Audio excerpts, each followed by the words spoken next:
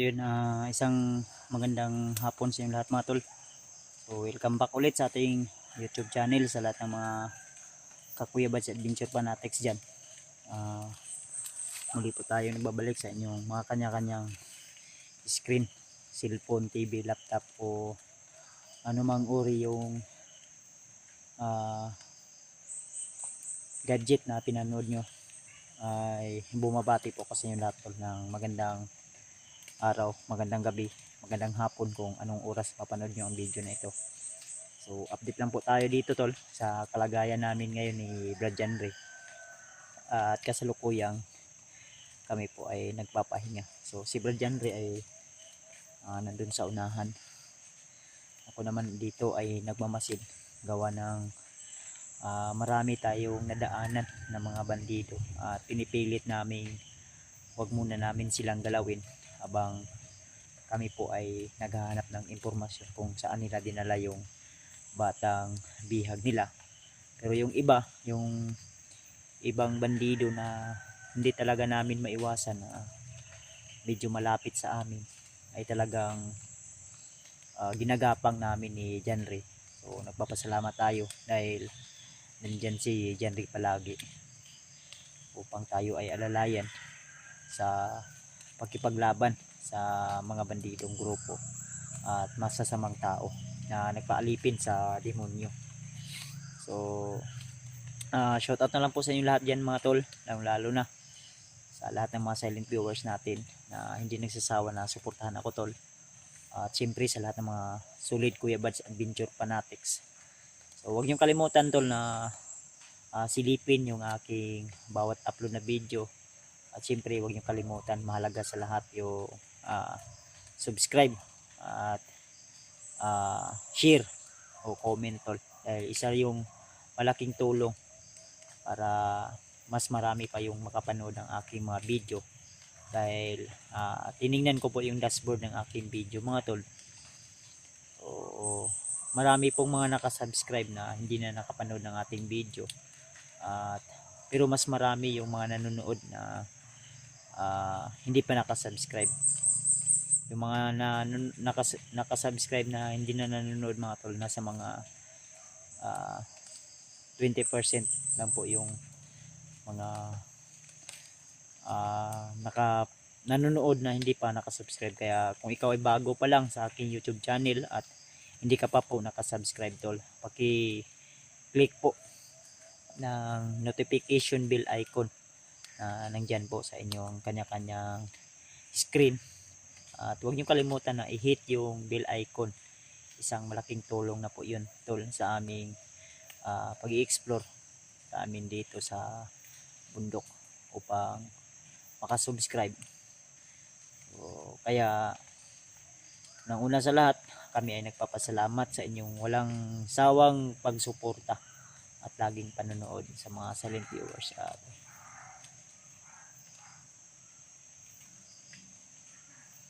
May tao dyan sa unahan yata to. So hindi kalayuan dito, nandyan si Janre. So kanina talaga may narinig kaming aso pero medyo malayo, kaya tiningnan ko dito at nagbamasid ako sa paligid dahil ang area na ito tol ay medyo masukal. So kita nyo naman, ayan, sobrang sukal talaga. Kaya dito tayo nagmamasid dahil may namataan kaming parang kampo sa unahan. So try ko mamayang gapangin o silipin, baka may mga impormasyon o di kaya may bihag silang nakalagay dyan. Dahil ayon sa aming mga narinig sa mga bandido na aming nadaanan kanina, may naimbestiga pa kami na ang sabi yun pa rin, babayaran ni Commander Bagnot yung mga kidnappers. Na yung mga kidnappers mga bagong recruit yun na hinire ni Commander Bagnot upang yung mission nila ay manguha ng mga bata. So mga tol, sa mga nanonood dyan na magulang, huwag nyo pong hayaan yung mga bata nyo tol yung mga anak nyo, lalong lalo na simula na po ng pasukan. So awareness lang po, huwag nyong hayaan na yung mga bata nyo na mga anak ay hindi sunduin. Kailangan umaga, hapon, kung walang pasok na, kailangan sunduin nyo tol. Baka isa sa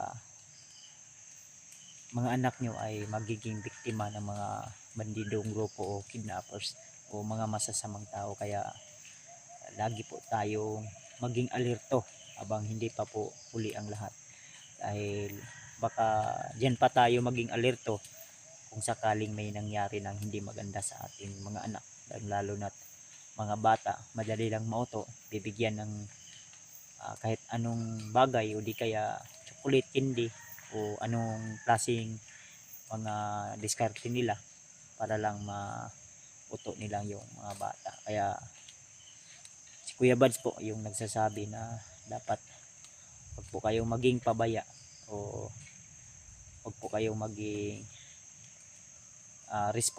irresponsible sa inyong mga anak. Kailangan maghapon na sunduin nyo o di kaya may mas matatanda pa na marunong na umintindi kung ano po yung mga pangyayari. Kaya mahirap na ngayon sa mundong ito na ating ginagalawan ngayon. Marami na po yung mga taong talagang naalipin sa mga demonyo o gumawa ng hindi magandang gawain upang sila po ay makapagpira, makahanap ng magandang pera sa masamang gawain. Kaya huwag niyong pababayaan tol. O gaya ng mga nakikita namin dito sa bundok ngayon na talagang kita sa mga mata namin na kawawa yung bata. So sana hindi pa huli ang lahat at may impormasyon na tayong talagang angkop doon sa aming mga base o narinig na mga galing sa mismo sa mga bandidong group. Entol. So baka akala nyo umaga na, may dumaan kasing medyo malalakas na ulan o di kaya taligsik, kaya huminto kami ni Janre. So, at sinabihan ko si Janre na ako muna yung mag-relax, pahinga ka muna, dahil sumasakit yung paa niya. Dahil alam nyo na si Janre ay walang boots, walang buta, kaya nahirapan siyang makalakad. At may mga kasi damo na medyo kagaya ng paragras, daat, ganun. So may mga balita din tayo tol na parang good news tol, dahil pasalamat tayo. So, mga dati nating kaibigan kasama na naligtas na pala yung anak ni Mikoy, no? At yung kanyang asawa. Kaya nagpapasalamat tayo at naging successful yung mga mission nila. Kaya pagpasensyahan nyo na sa request nyo, talagang hindi namin agad-agad mapuntahan.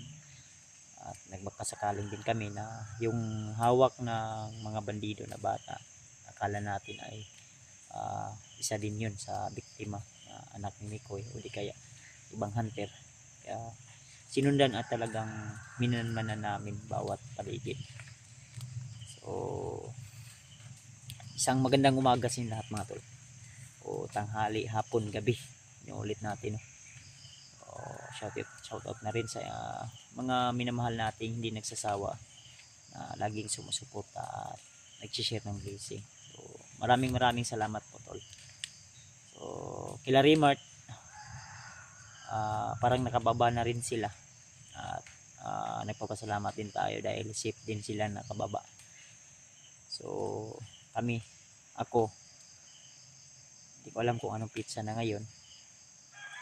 So titingnan ko yung mga past upload na video sa mga comment, dahil may sinabi ako doon dati o nung nakarang araw na anong pizza na, dahil yung cellphone ko na restart kasi tol, yung talagang na-drain na lubat na masyado, kaya parang na-reset yung kanyang kanyang kalendar. Kaya hindi ko na alam kung ano yung pizza, o baka huli na yung pizza na na-reset na set, o di kaya umuna na. Pero try kong subukan, tingnan mamaya kung ano na talaga yung pizza mga tol, no? May mga nagmi-message naman po sa atin na Sunday o Saturday o Wednesday, ganun ba yung mga sinasabi, anong pizza 18 ba, 17, ganun, o anong pizza na ngayon. May nagmi-message sa akin, kaya panoorin ko po yun. Hanap lang ako ng magandang signal at subukan din natin makapag live. Kung sakaling maganda yung signal, malakas yung signal, ay subukan din natin makapag live mga tol. Sa ganun mga tol ay may mga ano din tayo, impormasyon. Kaya may mga ibon. Sige lang, laban lang tayo tol. So, si Janry ay nandun sa unahan, at ayun naman dito ay nagmamasid sa buong paligid. So kanina may nakita tayo dyan, o narinig na talagang mga bandido na ano to. Buti lang hindi dito tayo nakatago sa mga masukal. Ayun. So sobrang taas nito tol.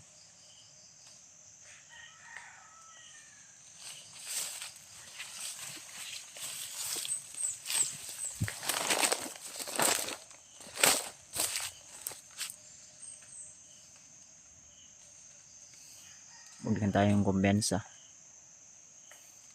So syempre sabihan ko pa pala si Pajanre na subukan kong bababa muna ng bayan at uuwi sa bahay namin, dahil malapit na rin yung kaarawan ng asawa ko. Mga 24, June 24 ay kaarawan na ng asawa ko, kaya subukan kong sabihan si Janry na bababa muna, o kung sakaling papayag siya na bababa muna ako saglit at kukuha ng pagkain o konsumo namin dito sa bundok. Pero akyat agad ako tol, kaya subukan kong sabihan siya mamaya, kausapin ko siya.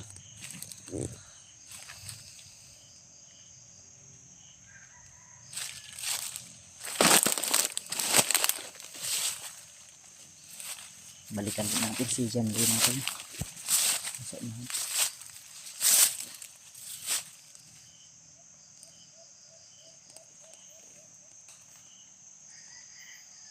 Medyo basa talaga yung ano to, yung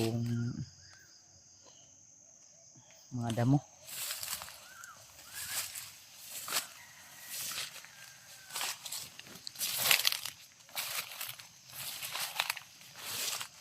Ano na kayong oras ngayon? Saan yung oras ron? Ay, alas 5 na pala ng hapon mga tol. Diyan rin nandun sa insan tol.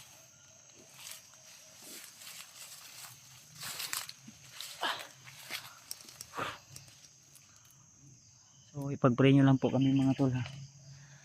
Sana ay ligtas po kami lagi ni Janry sa lahat ng panganib na nakaabang sa aming bawat pinadaanan. Dahil may mga naririnig din kami kanina na magdalagay sila ng mga patibong at landmine. Kaya pagsabihan nyo po yung iba naming kasamahan tol, kung sakaling aakyat sila ng bundok, na dapat din sila mag-ingat, dahil naglalagay sila ng mga patibong sa bawat daanan. Kung maaari sabihan o i-message nyo sila tol, personal, o i-comment nyo sa kanilang mga kanya-kanyang YouTube channel, para kung mabasa nila ay may ano na sila, may alam na sila, para hindi sila ano tol, baka maapakan nila o ano pang yung mangyari sa kanila. Kaya try natin ano. So puntahan natin si Jan dito, balikan natin.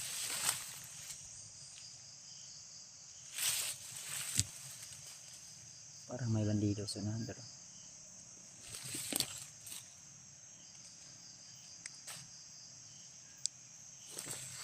Balikan natin si Janry.